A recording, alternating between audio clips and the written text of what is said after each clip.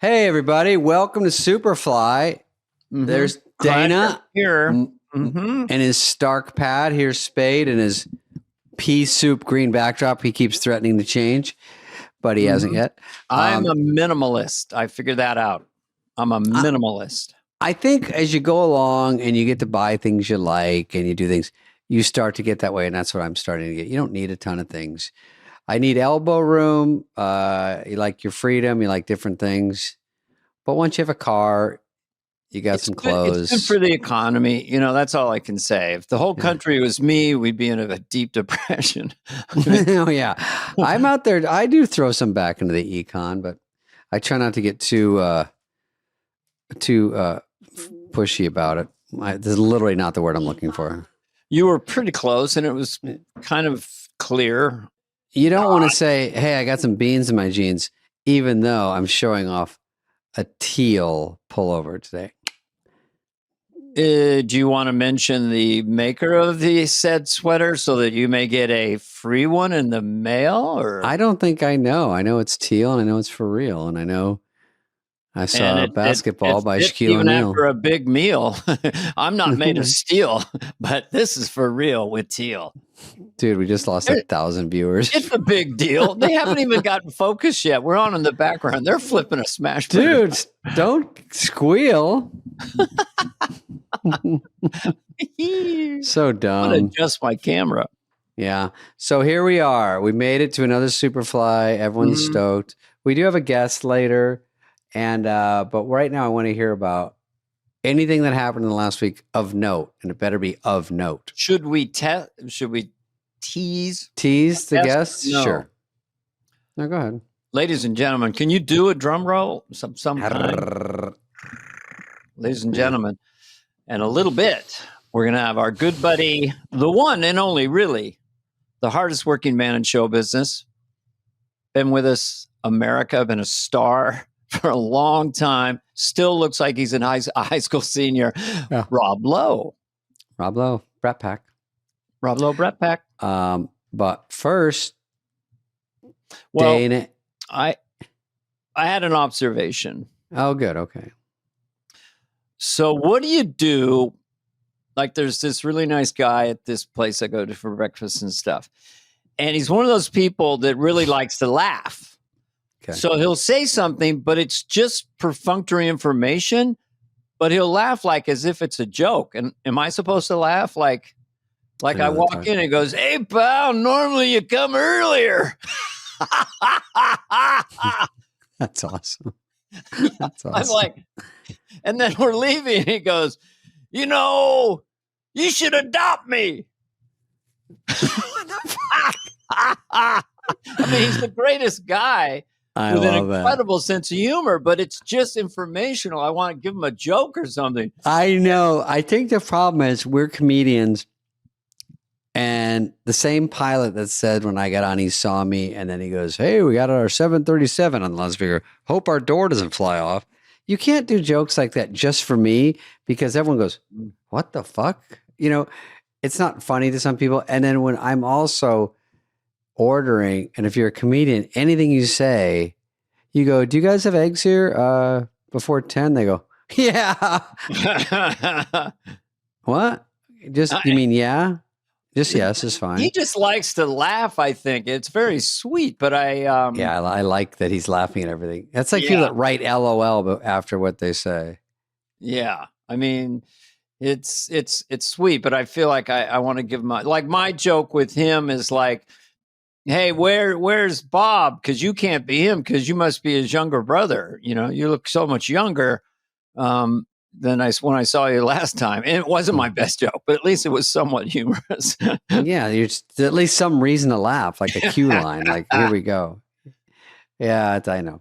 It's awkward sometimes, but it's fun. Sometimes like people text and they go, "Hey, like I get an offender bender with a guy," and he's like, "Hey, I guess I should get your insurance, LOL." And I'm like, "Yeah." And he goes, "You weren't hurt at all, were you? LOL." I'm like, I don't know where we're stopped joking and it's serious. I don't know what's going on. You can't put LOL on everything. Well, Laugh Out Loud used to be a big bar. Laugh Out Loud funny before these little memes came in. So most of the things are slightly humorous. We got to come up with something. I guess SH, slightly humorous. That doesn't have MH, minimally humorous. Minimally humorous, or KF be good, kind of funny. Not a put down, but not a compliment. But Laugh Out Loud. AN, almost nothing. Mm-hmm. I made almost no reaction. By the way, no one's making reactions. They're just saying they bother putting ROMLF, roll on the floor laughing my fucking ass. I go, you don't have to go through all those histrionics to tell me you're not even laughing at all.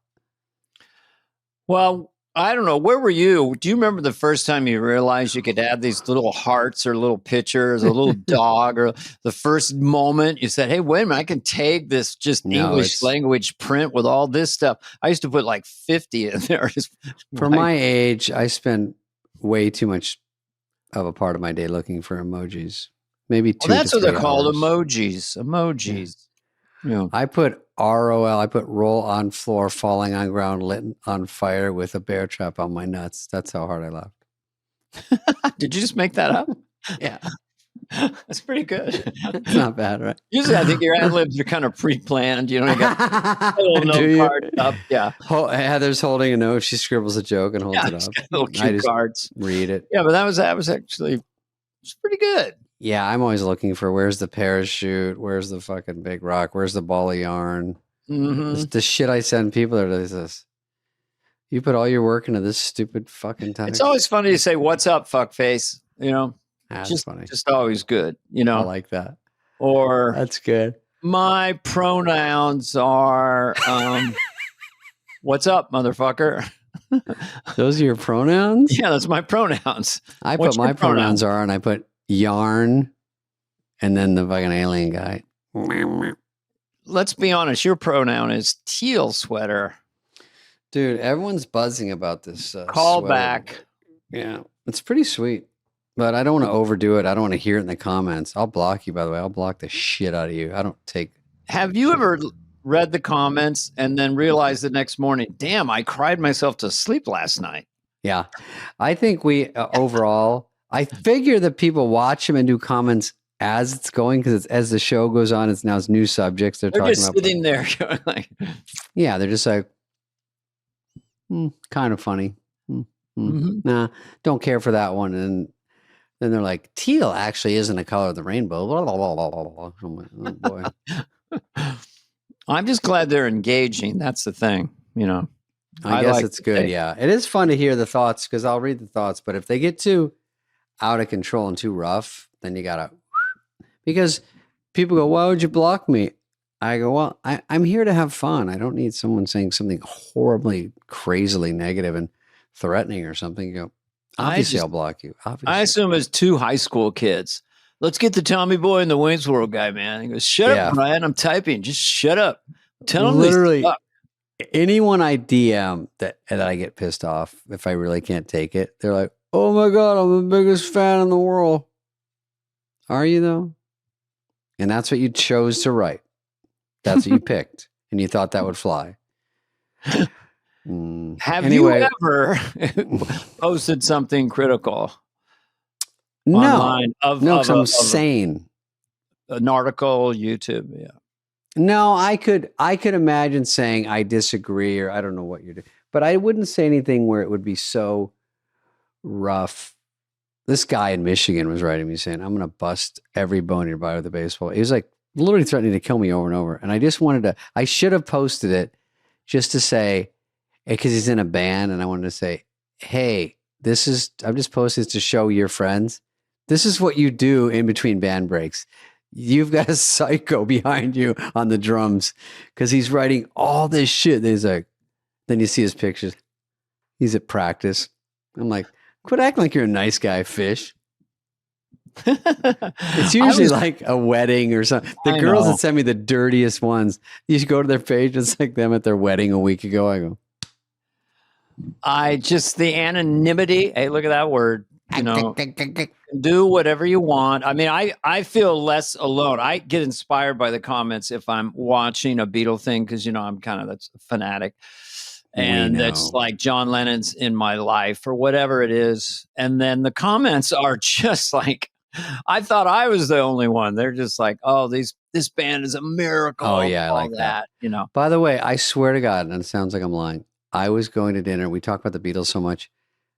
I thought I've never asked Dana, because you like so many Beatles songs, if you had to love In My Life. In my life.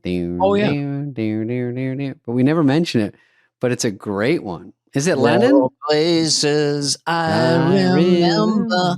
Yeah. In my life, I love you more. It was in an old Jodie Foster movie, I think, and I remember hearing it going. It's a, you know, the silliness is that John Lennon is like 25, you know, and it's about his life. He's just a kid. Yeah. And, you know, obviously it's the melody and the lyric. Now, that is the one Beatles song, or there might be just a couple, where Paul and John remembered it differently. So Paul remembers, you know, there's the middle eight, the lovers and friends I went before. No, I love you more. So Paul feels like he was a big contributor or an important contributor. Yeah, it's very Lennon. You know that first part is so Lennon. You know, I don't. There are places I remember. You know, but that's one we're gonna have Paul back on. Oh yeah, we're gonna ask Paul to come back on. I want to get Ringo on too, because when they came out of the gate after the Beatles, I don't think it was John or Paul that had the first hit, was it? I thought Ringo sort of came out big and no one expected it. And so did George Harrison. Is that true? No. Okay. But they were. Thank God it wasn't Paul. I was saying this bullshit too. I just remember that Ringo, I think, would have been the one they wouldn't have expected a ton from.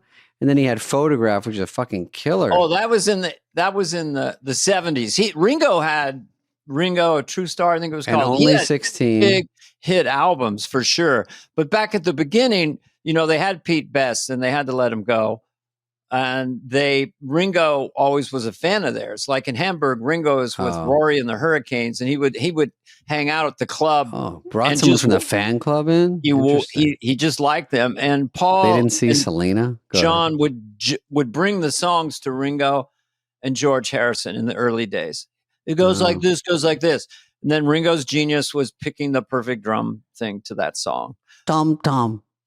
They were like my brothers. They were like my brothers. Peace and love, my brothers. Who had the first hit after the? You got balloons. Who had the first hit when the Beatles broke up? Go. Obviously, I don't know. The first mega hit was, I think, Band on the Run. No, George Harrison's "All Things Must Pass." His double album is still the #1 selling post-Beatle album, and he had a hit, "My Sweet Lord." Oh, that was a fucking killer. Yeah.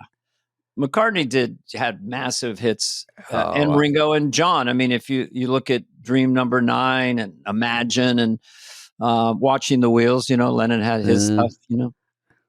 I love that song. I'm just sitting there watching the wheels go round and round. No, but Gervitz took me to see Beatles, not Beatles, but McCartney and Wings. Killer. What year was that? I'm sorry. Am I rich? We're sitting up close. I'm sorry. Are these good seats? Must have been the Wings. Wings broke up in the 80s, I think, as a band, but the latest incarnation of Paul McCartney's. Really? I couldn't have seen Wings at the beginning? I thought, this is what people in the comments, I thought Paul McCartney and Wings was disbanded as a name of a band, but you know. Well, I would have been, I can't even say these numbers. It's too embarrassing. But okay, let's do a few stories, then I'll leave. Should I do any stories? Yeah. Oh no, we got to do. Should we just bring out our guest and end it there? Yeah, and just so people know, and more of a tease, don't do the laundry right now. Oh, don't do the laundry right now. We're just going to discuss a little bit the recession that's happening for all the different people who work in Hollywood, not the movie stars. And so Rob's he has some insight into that. Yeah. He does his hit game show in Ireland for a reason. It's much, you know, you listen to the podcast. That's and I'm going to ask him a real question. Is Bulgaria a real place? Because I always hear that country, and I gun to my head, I couldn't find it on a map.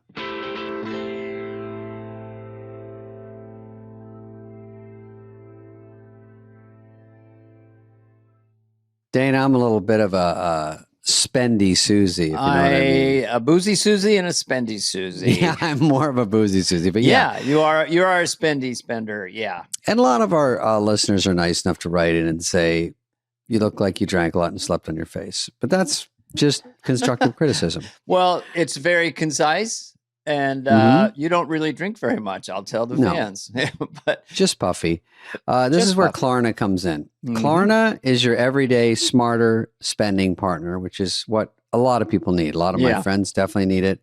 It allows you to make smarter decisions with your money. And it's sometimes good to have a partner like that. And I'll say it again. Klarna, which I assume is Swedish. Klarna is your smarter everyday spending partner. Shoppers can use Klarna's Pay in 4 product to split their purchase into 4 interest-free payments.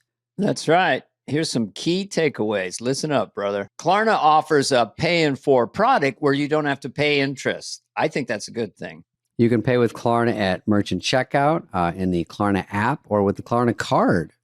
You can also compare prices at your favorite stores and earn cash back when you shop in the app. They're making it effortless for in-app shoppers to get more value from every purchase. So choose Klarna at your favorite retailers or shop now at Klarna.com. CA resident loans made or arranged pursuant to a California finance law license. NMLS number 1353190. Klarna, balance account required. Klarna may get a commission. Limitations, terms, and conditions apply. They do. I'm just going to say it. It's a Klarna summer. Those are kind of nice little muffins on your ears. Look at our cool stuff. It's my Princess Leia headphones. Can we promote your podcast right now? You have 3 of them right now. Yeah. We better be promoting it. I mean, let's, Rob Lowe literally. Rob Lowe, literally, which is in season 11. Oh, yeah. We also have the same manager. We always talk about Gervitz.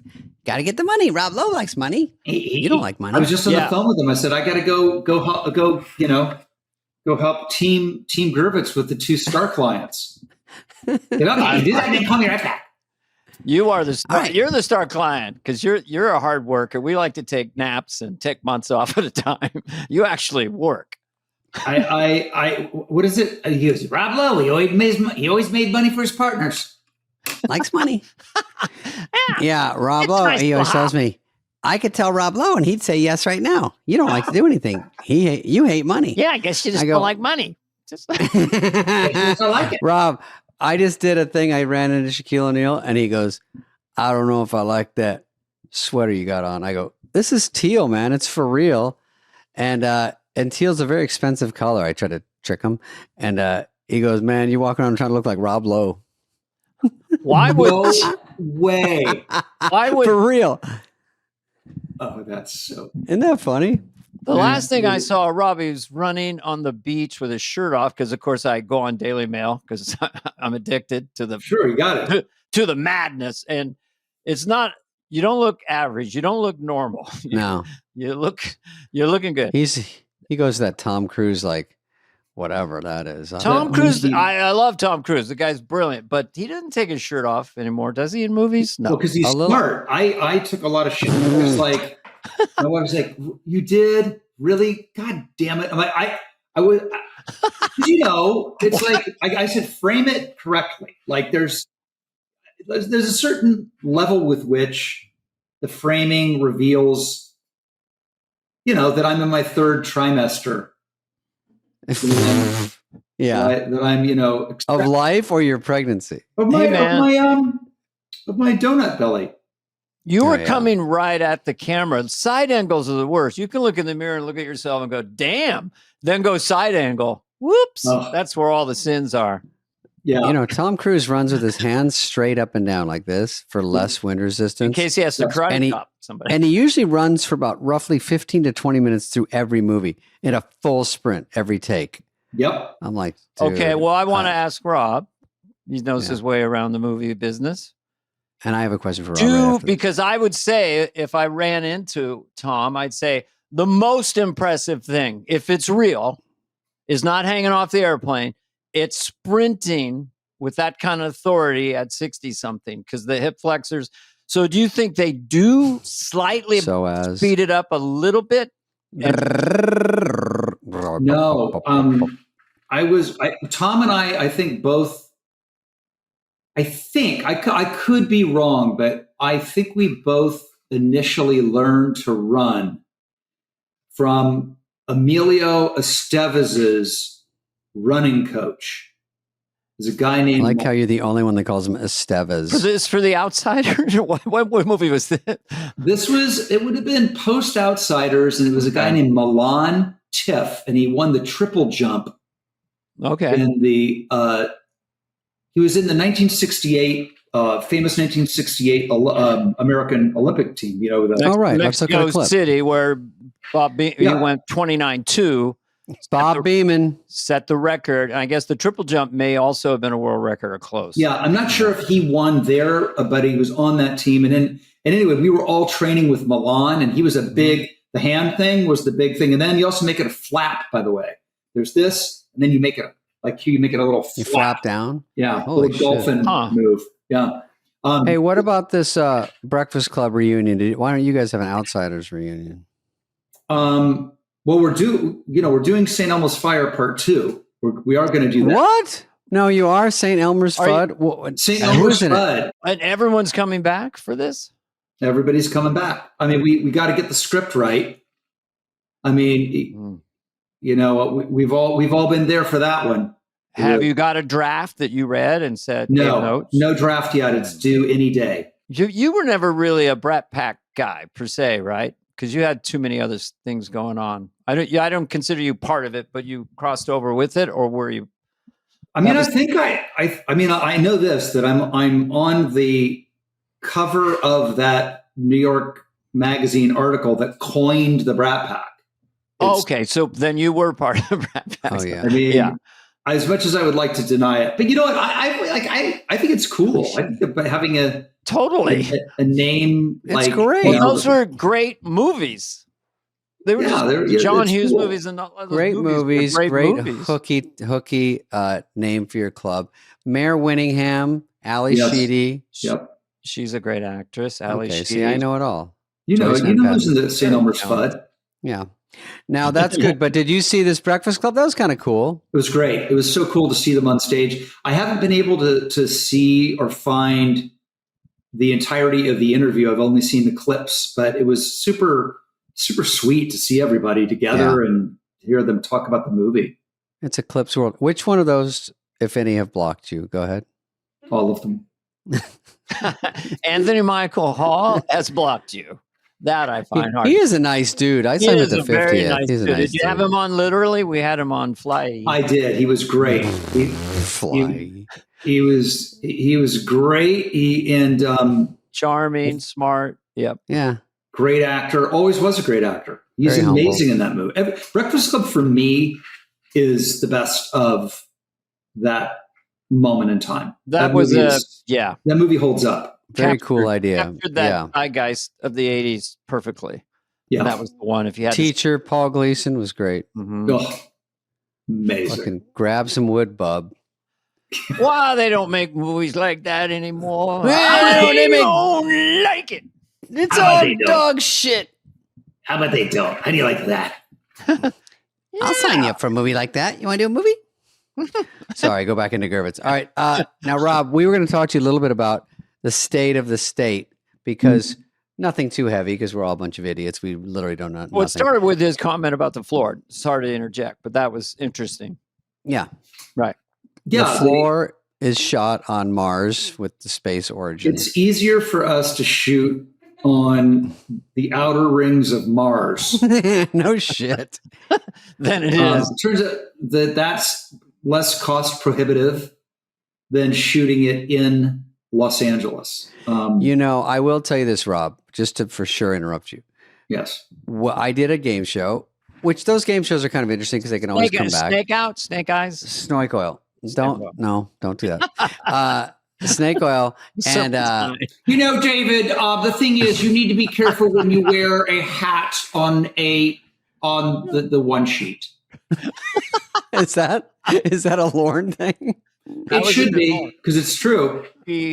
I saw you in the straw hat boater, and I thought, oh, that's right. I had a straw hat going, snake oil. Riverboat gambler, maybe. Not sure. It's the hat and cane thing. It's very stubby K. It's very early Minnie Mouse. It's fine if you're Hugh Jackman and you're in the Music Man, but if you're right, this is your best, Man. Lorne. I haven't heard you do it in a while. It's actually a good one. It's actually admonishing me for my poster. Yeah. But to get out Hugh Jackman that's where, because it fits Lorne's rhythm. So Hugh Jackman, it's just unless you're tap dancing. Hugh Jackman. Yeah. But I think what you'll find is you're not. You don't want to be Clu Gallagher before 1960. So only Rob knows who Clu Gallagher is. I do not know who that is. I like the idea though. How does Tarantino do it? He gets these guys from nowhere. He puts Clu Gallagher. And I don't know if it was Once Upon a Time, but whatever. But anyway. It was Once Upon a Time. Yeah. My story was before I was so rudely made fun of. David, it's your turn. Go. It's not really any story. It's kind of like Rob's. The funny thing about that was we met one night to talk about doing the game show. First of all, these guys are all great, except Fox. And then they said, we talked about what it would be, and it's sort of kind of interesting idea. And they go, we do it in LA, which is not that hard. And I was like, great. So the next day we go to make the deal. And Gervitz goes, okay, here's the deal points, and you shoot it in Ireland. I go, wait, this wasn't even 24 hours later, Mark. It's already even moved to Ireland? So the joke was... You were hoping Tarzana. Like what Rob said, is that they just said, well, it's cheaper. And the bigger picture here is I get a lot of complaints and a lot of concerns, of course. We've got a lot of talented makeup people here. We've got a lot of union guys. Why aren't we doing more here? And it's really a big problem that everyone kind of skim jobs over, but it's a problem. And people are leaving town. This is what I've been able to a number of times say, if I'm doing it, I'm going to do it only in LA. I did that with 911 Lone Star. That was going to move to, it was going to be in where it took place in Texas. It was going to be in Austin. Sure. And I was able to keep that production. That's unreal. 5 seasons, right? 5 seasons. Mm-hmm. I turned down an amazing series that was going to shoot in New York. I asked them to move that to LA, and they couldn't do it, so they just didn't make it at all. Because we know those people that make the movie business work, the technicians, the grips, the electrics, the drivers, the caterers. They all moved here for one reason. Everyone's here because it's Hollywood, it's Tinseltown, and we're losing that. And we can't just have high taxes and crime. You got to have something to offset it. And it's like, oh, it's Hollywood. We make movies. We got to be here. And it's hard to keep arguing that when they keep going. We got to make it incentivize it. Right. And listen, it's not like California is gun shy about throwing money at people. No shit. I like my favorite is the way they draw the line here. Exactly. We'll throw money at every class of person that's ever been invented, but when it comes to the people that make Hollywood go, that's the most famous thing about the country. I think they're going to have to prove their right. Their Here's $20 billion for homeless. Actually, we lost, but it's somewhere. And then they go, Hollywood, you're going to get $750 million. Aren't you excited? I'm like, for the whole we can't have a B in front of it. Nothing. That's like 4 shows. You do one Avatar, that's $400 million. Well, and also you don't know if you're going to get it. That's the other thing. Right. That's really the other thing, because you can't even. What are you going to do? To go into casting, pre-production, all of that stuff, hoping you literally actually win the lottery, and it is. It's is a that lottery. What it is? Yes, it's bananas. It's like, I mean, look, hey, don't get me started on the state of the state. Yeah, this is the idea to get you started. There is one metric that is a little a sidestep I read about, that the cost of living in LA, for all the people we're talking about, a basic home is about $1 million in Los Angeles County. I believe that. Easily, and so that's another driver of people kind of going, I don't know if actually all these people who make movies, the grips, the crews, everything, whether they're moving out of state, because, well, there's more production in Atlanta, so I'll step outside that thing. But Austin, it has to be a cause célèbre. It would have to be someone taking it on and funding it. That we have to at least match the incentives. Sure. Which there is a bill at the state assembly. Yeah, even if it's a push. Yeah, there's a bill. There's a bill now that apparently is going to be really, really helpful. My understanding of it, and I haven't read the bill itself, but my understanding of it is that it would make California at least on par with New York. Yeah, New York does more than us, right? Right now, oh God, yeah. Because I never hear any. I hear Boston a lot. I hear New Orleans. I hear Austin. There's a lot where they're making it very easy. And then there's also things like this, is where there's enough blame to go around equally. And look, I'm a believer. The IATSE crew are the greatest artisans and technicians in the world. But the unions, I think, also have to come to play ball. I just saw a study of a movie that was. Granted, I don't know how long the shooting schedule would have been for, because that would affect the number, but their number for their grip department, which for those of you who don't know, the grips are the people that build the sets, move the walls, do all the construction. The budget was $59,000 for run of the movie in Hungary. In LA, it's $59,000 for the key grip. So, and how many grips average? Yeah. I mean, 10, 12. You can see why, if your goal is to get your movie made, your goal is to get your movie made. Right. Yeah. We did a small movie, Bus Boys, that Theo and I wrote. And I asked, can we do it in LA? And Theo was nice enough to say, because he's out in Nashville, spends a lot of time in Austin. And we were talking about Austin. Then I said, is there any way we can do it here? I know it's just a drop in the bucket. It's a small movie, but just the idea we're doing it here. And selfishly, I like it here, but it's also like, I got to practice what I preach. I got to try. Some movies are set other places and it's hard to cheat, but it's hard to cheat Hawaii if you're in LA, whatever. But we did it here, and every single person on that crew was coming up going, I love that you guys are doing it here. I love, because we have nothing. Everyone's scraping by, and I think we're not here to really complain and bitch about everything. We're just trying to say people should just know about this, and I don't even know the easy fix. There's no easy fix, but fuck, it's Hollywood. The other thing I would add is we're going to be fine. We have the ability to go to different places and do things like that, and we fight to keep it in LA. And sometimes we have the weight to do it. Other times we don't. And these subsidies don't go to the stars. They're not subsidizing you or me, or what they are subsidizing are the working men and women that make this industry work. And I think that there can be a misconception. It's like, oh, these very famous actors are getting subsidized. It's not us that's getting subsidized. It's the people that need it. The people who are getting crushed. I think 18,000 jobs have been lost in the last few years. We had the pandemic, and then we had sort of a recession, and we had the strikes. And I don't have enough information to know the input of that. Whether some of the studios said, "Okay, we get that. We'll just go to London. We'll go to Ireland." So it is very complex, but those are the people we're talking about who laid down roots in LA, have worked here for maybe multiple generations, and the work is really dried up. It's a severe recession in the interior of that business. I mean, studios have never been this. Actual physical studios are just sitting there. So we want to keep it, and we want to do it in the smart way. But if Rob wants to run for mayor next time, the cycle's up. Karen Bass is, she's doing fine, but I think that I would support. He hasn't read this bill, so he'll fit right in. Great. I'm already halfway there. I haven't read what's in it, but I like it. I love it. Yeah, I'm with you guys. Like the three of us don't get affected as much. Even Busboys, we funded ourselves, so it was a little more, but at that level, it wasn't that much more. But when you get these budgets that are 50 million. Obviously, these movies are getting bigger and bigger, and 100 million. The sort of competitive threshold is 30%. You can get 30% of your budget back.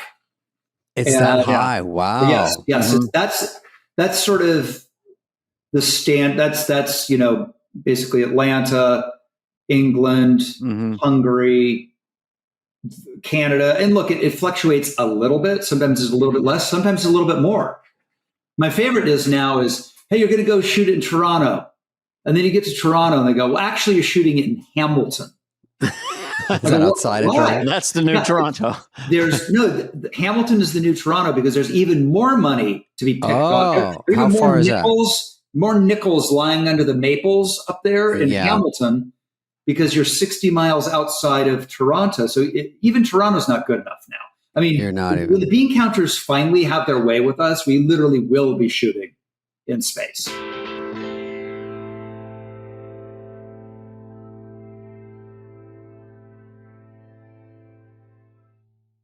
All right, Dana, we're going to talk about a couple things here. This is a little serious. We're adults. We're adults in the room.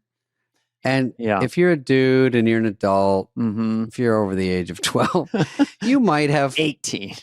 18, yeah. Well, sometimes things don't work down there. Yes. Exactly perfectly. And it's uncomfortable, and I see you blushing, but we have to talk about these things. Hims is a product. It just helps get some gas back in the tank. Well, if ED is getting you down, Hims will help you get up and get more confidence. No pun intended. The treatment so you can get things working, last longer whenever the mood strikes. I don't know what you're talking about. Oh, yeah, I get you mean. Yeah. Listen, dealing with ED can be uncomfortable. Not for me. I talk about it all day. No, David, seriously, if you're feeling a little stalled out in the bedroom, Hims is for you. It's directed at me. And Hims provides a comfortable solution with an all online process and personalized treatment options, which is the best way to do it. Yeah, Hims is literally changing men's healthcare by providing you with access to affordable sexual health treatments from the comfort of your couch, digital, online. Boom. Yeah, they give you access to a range of doctor-trusted ED treatments. Like there's chewable tablets, there's Viagra, there's Cialis, and there's some generics for up to 95% less than those. What? Yes, the process is 100% online, so there's no need for the doctor visit, all uncomfortable and awkward. Hey, doc, I wonder. That's out the window. Nothing like that. Just fill out the intake form on their site. A medical provider will determine the right treatment option. If prescribed, your medication ships directly to you for free. David, there's no more, hey, doctor, having a little problem with the pup tent. It's not going on. I'm going to euphemisms. Hims has hundreds of thousands of trusted subscribers. You can find an ED option that works for you. Start your free online visit today at hims.com/superfly. That's HIMS.com/superfly for your personalized ED treatment options. HIMS.com/superfly. The featured products include compounded products which are not approved nor verified for safety, effectiveness, or quality by the FDA. Prescription required. See website for details, restrictions, and important safety information. Price varies based on product and subscription plan. So in layman's terms, non-show business terms, with that tax credit, say you're going to make a movie and your budget is 10 million and you go to one of these countries with this tax break, all of a sudden you have maybe 15 million in a sense to spend. Okay. So that's right on actors, on housing. I mean, I think, I forgot. Well, the other also what it does. Oh, Rob, this is what I was going to say. Sorry. Yeah. Is that the benefits are, let's say you're doing it in Boston. We did grown-ups out there. The benefits are there's a tax break for the city, which they have to cover, but everybody comes to stay in their hotels. They make money. Everyone goes to eat every night. They make money. You're going around the city. You're buying groceries. Everything is being helped in that city, and that's the idea to get you there. And then you see the city. Maybe you want to move there one day. So all that is a plus. So that's kind of how they rationalize it. But here we have so many facilities and so many ways to make a movie, make it really, really easy. And then it just starts to dry out. And I'm not going to say it's fully gone, but it is red alert. Just in distress. I mean, it is our tax base. It creates a lot of revenue, and it is global fame. It's a global attraction. Although the Hollywood side is still there. Yeah. But the ecosystem of it, the car wash that goes out of business, the smaller restaurants, the catering companies that go Catering's out for of sure. Spreads Yeah. everywhere. It trickles down in a way that people don't really understand. They think Hollywood and they think stars. And it really isn't about that. It truly isn't. Because like I said, we'll always get the phone call to go somewhere. But, my guy that does all the wardrobe for my show, or who does all the lighting, that phone is not ringing. And they got kids in school, and it's brutal. It's brutal. Yeah. Brutal. So something will be done because it has to be done. And who could be listening to this podcast? Governor Newsom. Who can do something? Newsom? What are your analytics like on this podcast? Who's listening? Who's in that? Like, if they give you that sample, like single women under 25. No, it's we have a mature audience, people who vote and pay taxes, and I'd say. No, we have a pretty older crowd. It's probably split down the middle, men and women, and listen, it wouldn't hurt, in all seriousness, since we're doing it. If you're listening to this in California and you're so inclined, pick up the phone and call your congressman. Or more importantly, it would be your state representative, because right now it's a state issue. So call your state representative. Really, seriously, just email them, drop them a line. That really moves the needle. People always think, oh, well, I'm just one person, but I was on a show called The West Wing, and I learned a little bit about politics. And they have a metric. It's probably changed in the 25 years, but if one person phone calls, they look at it mathematically. That means that is the way that at least 10 other people are feeling who didn't call. Makes sense. Yeah. Well, what about the governor? Is that a place to start too?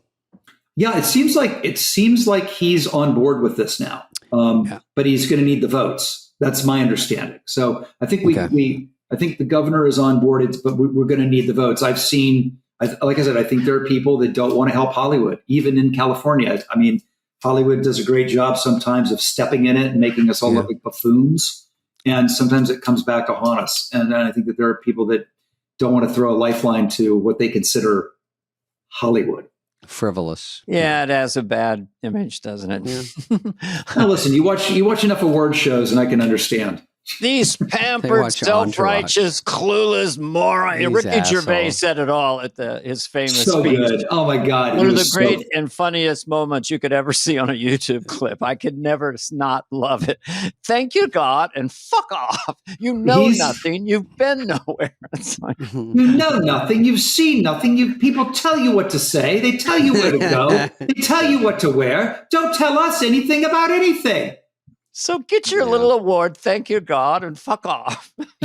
Amazing. I love him. Well, maybe we'll let Rob go because he's very nice to jump on and talk to us. Rob, we miss you. Just quickly, anything else? I mean, you always have so much going on. Don't you do another podcast? No, whatever. You can literally 7 things. Literally is going strong. I'm loving doing it. Get it wherever you get your podcast. I've started really paying attention to filming it like you guys do, which is a bummer because now I have to make sure my toupee is. Sorry. I meant my hair was. I'll give you my guy. You're the one who said the best hair in Hollywood in history. Who has it? Well, I think I thought it was Richard Gere, but you said it was someone else, something O'Brien. I think I don't know. Maybe I'm transposing different. Conan's hair is pretty fucking good. Conan's hair on the Oscars was amazing. That's my hair. That's my hair girl. Oh, she did a great job on it. I like on one specific thing. He was great on the Oscars. Sometimes on his podcast, it's not his best day, but he's always great. But he was great on the Oscars. Yeah, I love him. He's going to. You always have. Look at mine's not too bad today. They get mad when I say I look at my hair, but Dana and I were arguing that when you're in here, my face looks all bright from the goddamn light in my eyes, and then the hair. But the hair's got a little flip to it. Yeah. Rob has such good hair, he covers it up. He doesn't give a shit. And I'm like, fuck, if I had that hair, I would never put a hat on again. I know that's a great irony is I've got good hair, but I do like when the Dodgers win the World Series, I got to sport. No, they got a good chance, dude. They're pretty. Oh, didn't you have the the hat that said NFL on it or something? I did. Just go teams. It's actually funny. Go teams. Go teams. I want everybody to win. We did one movie up in Toronto, but we were pretty much in Toronto. I did 2 in Toronto. It was a Tommy Boy story. Tommy Boy was in Toronto. And I'll tell you another thing. All of the Brat Pack movies you talk about, all John Hughes movies were in Chicago. That was cool, They weren't in Chicago. Yes, there were tax breaks. There's always been tax breaks. This is not a new thing. No. It's just gotten way, way, way, way, way out of control. Yeah. It's a global thing now. But there was a thing where everything shot in Chicago in the 80s. But it wasn't for every one movie that shot in Chicago, there were still 5 or 10 shooting. Yeah, there's a Chicago backdrop too to some of those Blues Brothers out there. Yeah, John Hughes lived there. He wasn't going to come to LA. Yeah. I have one question before we let you go. Do you literally, no pun intended or whatever, does the show the floor take 100 Americans and put them up in Dublin or where? So you import this audience because obviously they don't have Irish accents when they win or they come up. And that's still cheaper to bring 100 people on and put them up? Yes.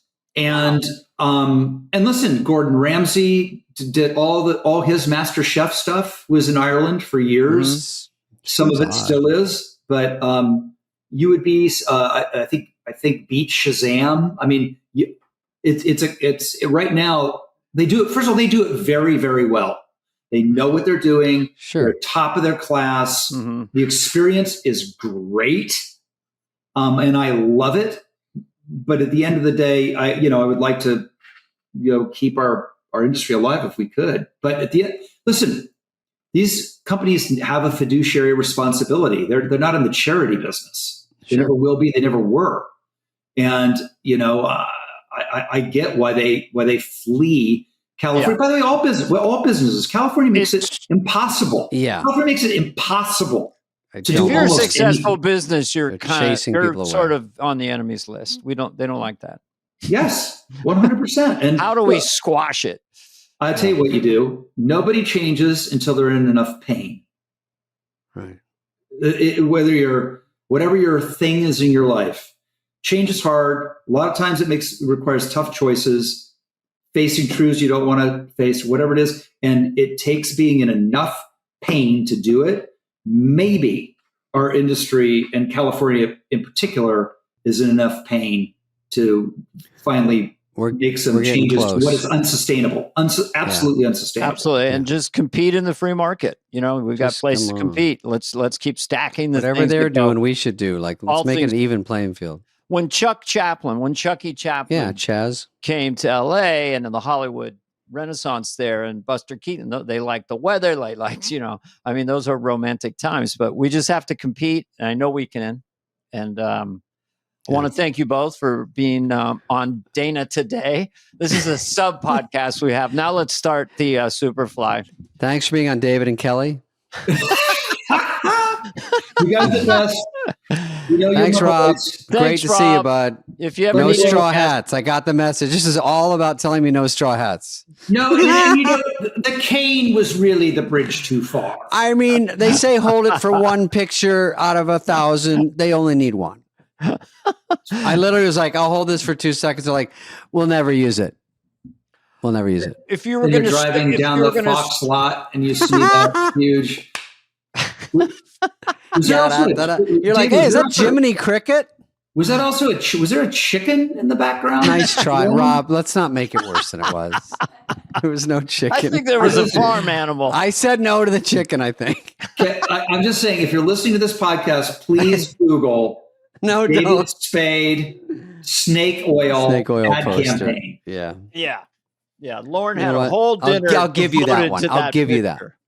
Oh, it's a career killer. David, the other thing is Barbershop Quartet is a line that discontinued. It doesn't scream comedy. It sings it.